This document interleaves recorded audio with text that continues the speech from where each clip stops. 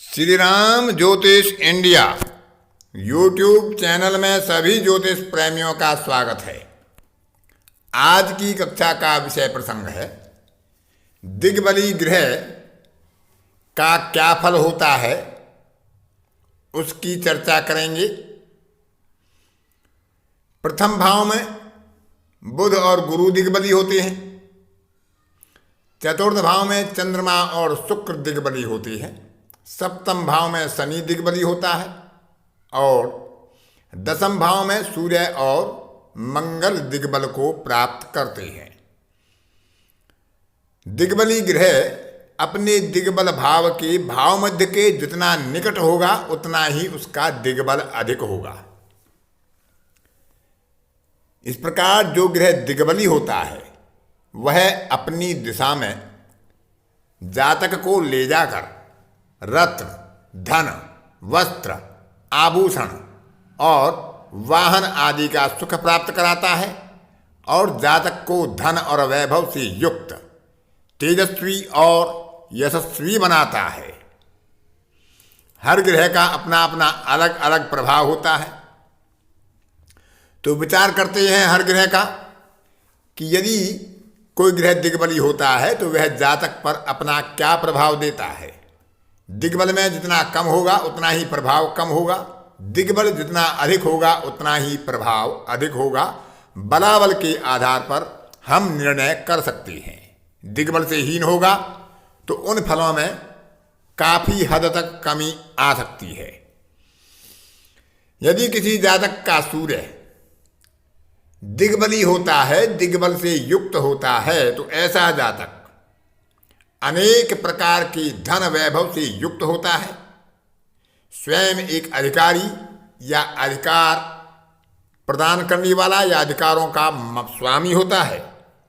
उसमें एक राजा या राजा की तुल्य प्रभाव होता है, प्रभावशाली व्यक्तित्व होता है। जातक धनी, वैभवशाली, रत्न, वस्त्र, आभूषण से सुखी, राजा का कृपा पात्र अथवा राजा से सम्मानित व्यक्ति होता है। राज्य से ऐसे व्यक्ति को लाभ भी प्राप्त होता है, क्योंकि सूर्य स्वयं ही ग्रहों का राजा है। और सूर्य तभी दिग्बली होगा जब किसी जातक का जन्म मध्याह्न काल में होगा, तो सूर्य उस समय चरम पर होता है। तो सूर्य के गुण ऐसे जातक में आ जाना स्वाभाविक होगा। ऐसा जातक राजा या राजा के तुल्य ही ऐश्वर्य और भोग प्राप्त करने वाला होता है। यदि किसी जातक का चंद्रमा दिग्बली होता है, जो चतुर्थ भाव में दिग्बल को प्राप्त करता है, तो ऐसा जातक धैर्यवान, शूरवीर, स्वाभिमानी, शत्रुओं को, विरोधियों को पराजित करने वाला, सद्गुणों से युक्त, बंधु बांधुओं और मित्रजनों से, परिवारजनों से स्नेही और सम्मान प्राप्त करने वाला होता है। स्त्री वर्ग का प्रिय और अपनी मान मर्यादा को विशेष महत्व देने वाला होता है। मनोबल ऐसे जातक का बहुत ही उच्च स्तरीय होता है, क्योंकि चंद्रमा मन का कारक है और अपने कारक भाव में ही वह दिग्बल को प्राप्त होता है। मंगल यदि किसी जातक का दिग्बली होता है, दसम भाव में होता है, तो ऐसे जातक को कुलदीपक योग प्रदान किया जाता है। ऐसा जातक अपनी कुल की मान मर्यादा का रक्षक होता है। ऐसा जातक धार्मिक, सदाचार से युक्त, विनयवान, धैर्यवान, सहिष्णु और अनेकों लोगों को आश्रय देने वाला होता है। ऐसा जातक अपनी मान मर्यादा और कुल कुटुंब की परंपरा का वाहक होता है। वह अपनी कुल के ऊपर कोई कलंक या इस तरह की कोई आपत्ति नहीं आने देता है।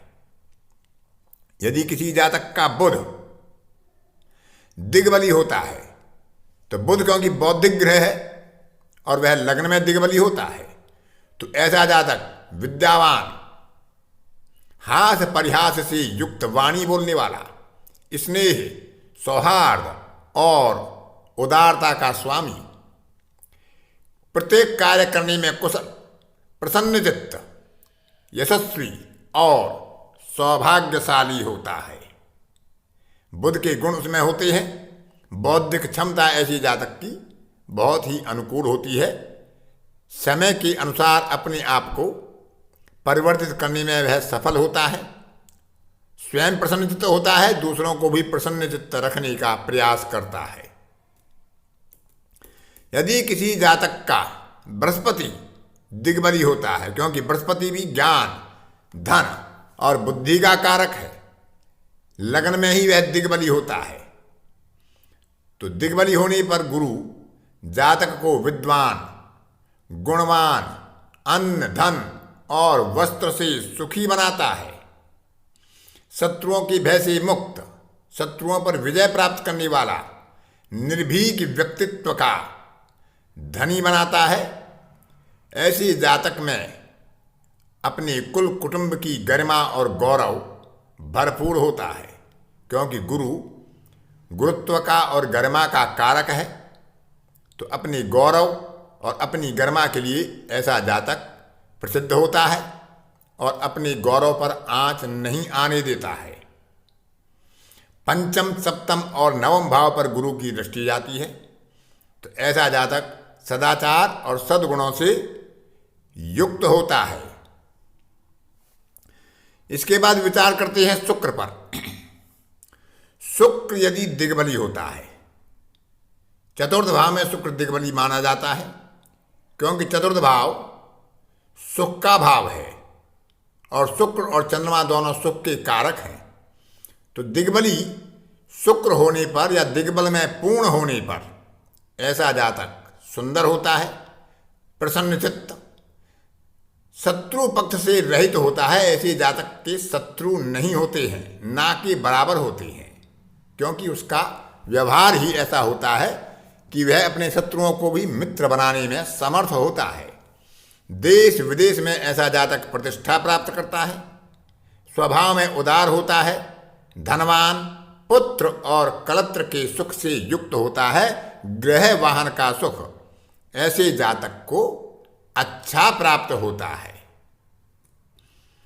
इसके बाद जो सातवां ग्रह शनि है, उसका विचार करते हैं। शनि क्योंकि इच्छा का ग्रह है,